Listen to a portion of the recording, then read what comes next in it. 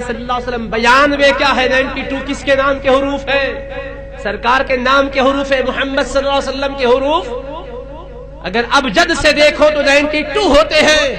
اللہ نے 1292 ہجری جامعہ نظامیہ کے قیام کی سن کو ظاہر کر کے بتایا، یہ جامعہ مصطفیٰ کے عشق میں قائم کیا گیا ہے، محبت میں قائم کیا گیا ہے۔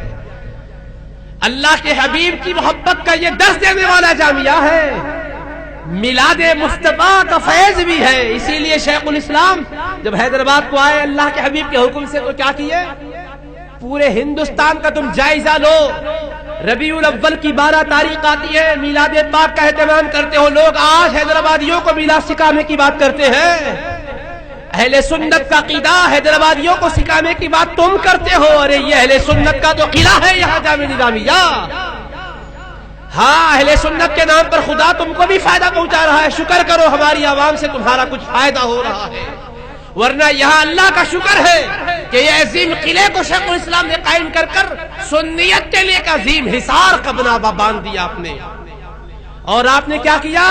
حیدرآباد دکن میں ایک عظیم کارنامہ آپ کا یہ بھی ہے کہ 12 ربیع الاول شریف کو مکہ مسجد اور صبح میں تم وہاں آج بھی منبر مصطفیٰ علیہ السلام پر خطیب صاحب کھڑے ہوتے ہیں اور حضور کی میلاد کا خطبہ دیتے ہیں۔ خطبہ میلاد مکہ مسجد حیدرآباد میں کس نے شروع کروایا؟ بامیہ جامعہ نظامیہ شیخ الاسلام امام انوار اللہ فاروقی نے شروع کروایا۔ سمجھ میں آئی بات؟ اپنی تاریخ کو ہم بھول گئے۔ جو قوم اپنی ماضی کی تاریخ بھول جاتی ہے وہ پریشان رہتی ہے، جس کو اپنا ماضی یاد رہتا ہے وہ ہمیشہ شاد و آباد رہتا ہے۔ اپنے مقام کو نہ بھولو، خوف کے مارے روب طاری کر لے کے اپنے پہ مت رہو، بزدلوں کی طرح شان و عظمت سے جیو کہ دکن کی سرزمین اولیاء کرام کی سرزمین ہے، عاشقوں کی سرزمین ہے۔ ہاں، یہ سرزمین یہاں پر اولیاء اللہ ہے، ادھر بابا یوسف بابا شریف بابا ہے، ادھر شہاب الدین سہروردی رحمت اللہ علیہ، بابا شرف الدین سہروردی رحمت اللہ علیہ ہے۔ اولیاء کرام ہر طرف ہیں، ان کے مزارات ہیں، ان کی خانقاہیں ہیں، اور شیخ الاسلام امام محمد انوار اللہ فاروقی رحمت اللہ علیہ مکہ مسجد میں میلاد کا خطبہ شروع کروایا ہے۔ کہاں ہو رہا ہے میں آپ کو نہیں بولتا، ذرا بڑے بڑے شہروں کا جائزہ لو اور ہمارے اہل حیدرآباد کی سنیت پر شک کرنے والوں سے پوچھو، ذرا تم اپنے علاقے میں بتاؤ 12 ربیع الاول کو میلاد کا خطبہ ہوتا ہے، کس مسجد میں ہوتا ہے؟ ذرا ہم بھی میڈیا کے ذریعے سے پہنچتے ہیں، ذرا بتلا دو تو صحیح۔ شیخ الاسلام نے سنیت کو مضبوط کر دیا، حضرات اولیاء کرام سے بھی جوڑا، حضرات صحابہ سے بھی جوڑا، حضرات اہل بیت سے بھی جوڑا۔ بعض لوگ صحابہ کا نام لیتے اہل بیت کو بھول جاتے، اہل بیت کا نام لیتے صحابہ کو بھول جاتے۔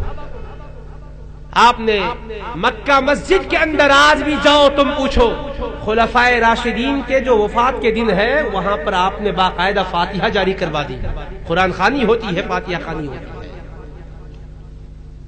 محرم کی مناسبت سے شہدائے کربلا کی بارگاہ میں ہدیہ پیش کرنے کے لیے فاتحہ خوانی جاری کروا دی۔ ابھی بھی جاؤ مکہ مسجد میں تم، جہاں پر محراب ہے ذرا جاؤ تو صحیح، تھوڑا سا وہ غلاف ہٹا کے پڑھو بھی تو صحیح، غوث اعظم رضی اللہ عنہ کا نام لکھا ہوا ہے۔ بتایا یہ لو ہم لوگ کون ہیں؟ ہم مشرب کے اعتبار سے غوث اعظم کے چاہنے والے ہیں، ہم حنفی ہیں، ہم اولیاء کے چاہنے والے ہیں، صحابہ سے بھی جوڑا، اولیاء سے بھی جوڑا۔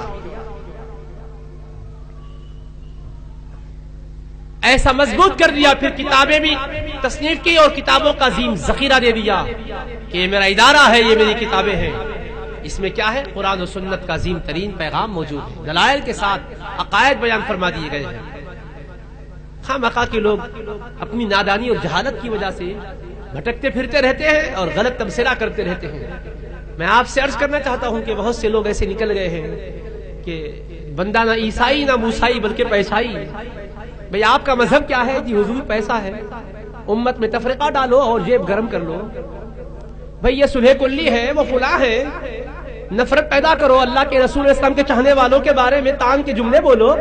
جب اگر تان تشریح اتنے بڑے ادارے کو اگر کمزور کر دیں گے نا تو چھوٹا ادارہ بڑا بن جائے گا، یہ سمجھ رہے ہیں؟ عوام جاہل نہیں ہے، ایسے پروپیگنڈے سے عوام متاثر نہیں ہوتی سوائے چند جاہلوں کے، ویسے جاہل تو ہر دور میں رہتے ہیں، اس سے کوئی فکر کی بات نہیں ہے، لیکن عوام بھی سمجھتی ہے، باشعور قوم بھی سمجھتی ہے کہ جب کبھی مصیبت امت پر آتی ہے تو اٹھنے والے کون ہوتے ہیں؟ علماء جامعہ اٹھ کر قوم کی رہبری کر رہے ہوتے ہیں۔ آپ اس عظیم ادارے کی عظمت پر اگر کوئی نکتہ چینی کرے تو کوئی بھی سورج کی طرف اگر منہ کر کے تھوکے تو تھوک سورج پر نہیں گرتا، اپنے چہرے پہ گرتا۔